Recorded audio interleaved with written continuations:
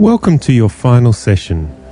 We're going to recap on what we covered over the last 4 weeks and put all the skills learned into context.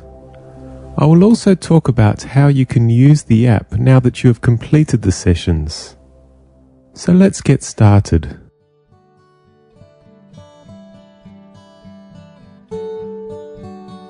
The program began with a series of exercises that focused on the out-breath, focused on calming the nervous system. Persistent pain causes the nervous system to become more reactive, which influences thoughts and feelings and creates tension in the body.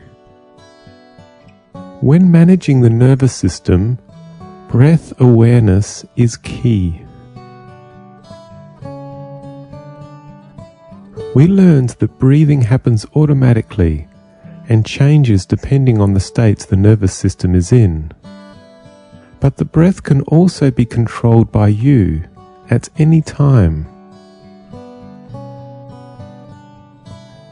It's helpful to remember that at any moment, any time of day, you can check in on your nervous system by focusing on your breath.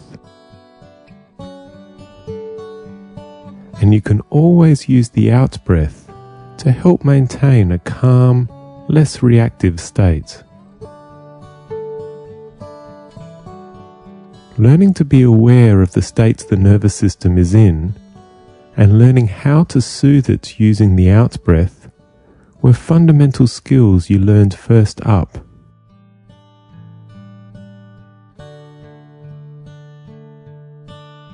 We then focused on tension that is already in the body, and tension as it arises. Life is always throwing things at you.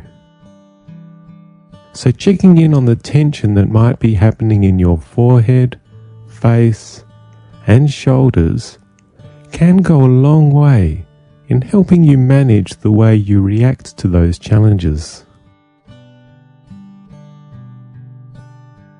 It's also important to remember that every breath is an opportunity to notice and release tension in the body.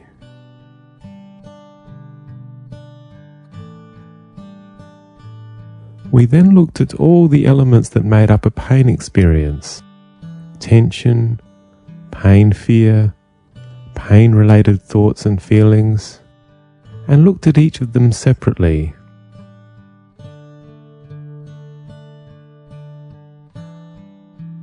Experiencing pain as one overwhelming thing makes it difficult to manage.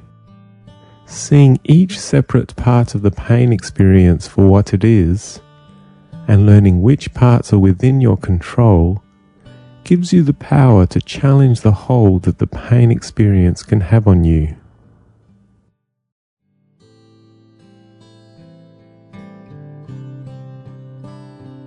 Identifying values was an important part of the program.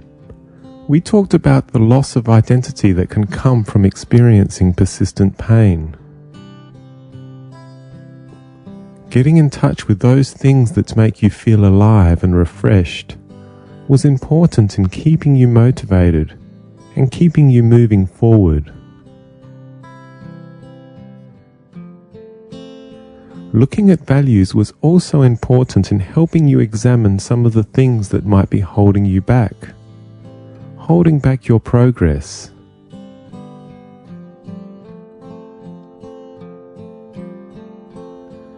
Being aware of thought patterns was also important, to make sure you were not contributing to your own distress in any way. Persistent pain is difficult enough to deal with on its own, without negative thoughts weighing you down.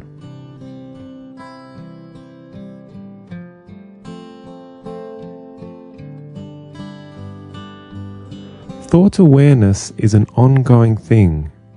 It's something that needs to be maintained.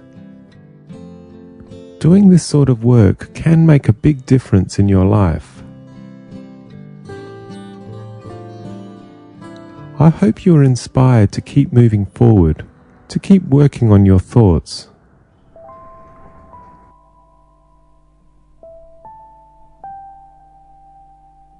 Thought awareness was also important when it came to doing work on emotions. Emotions like anger. Learning how to recognize unhelpful thoughts allows you to trust your feelings more. A lot of people dismiss their feelings or overreact to things. Learning how to manage thoughts can help you recognize and react appropriately to feelings as they come up.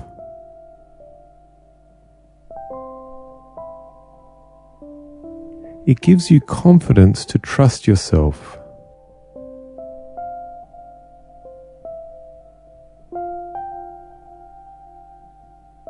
Doing all this work in a spirit of gratitude and self-compassion was important too.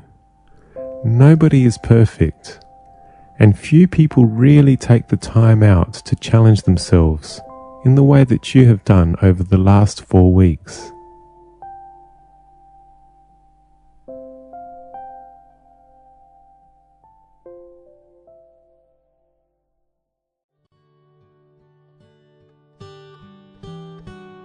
I also want to remind you that if you click on the pain relief button on the opening screen, you'll find 3 separate pain relief chapters you can listen to. The first involves a pain visualization exercise. The second is focused on regulating your breathing and releasing tension whilst in pain. And the third involves distraction in the form of sound, music, and breath. It might be worth listening to each of these 3 pain flare-up sessions to see which works best for you, and then include that in your pain flare-up plan. Also, after you finish listening to this chapter, 3 new chapters will become available to you under the title Your Toolkit. These chapters involve exercises you are already now trained in, ones you can use whenever you need to resettle your nervous system and check in with how you're progressing. I encourage you to use them as often as you remember, as well as revisit those chapters that were useful to you. I hope this app can be a helpful companion.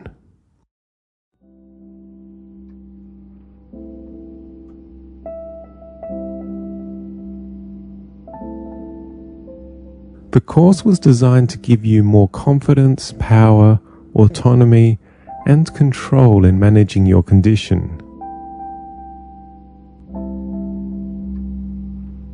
The intention of this program was not to try and coerce you to think or feel a particular way. The goal was to get you in touch and more comfortable with your internal world.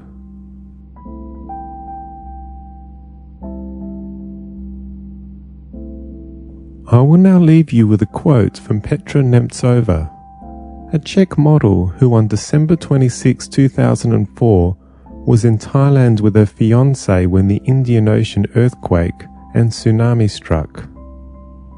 Her fiancé drowned, and Nemtsova suffered a broken pelvis and serious internal injuries.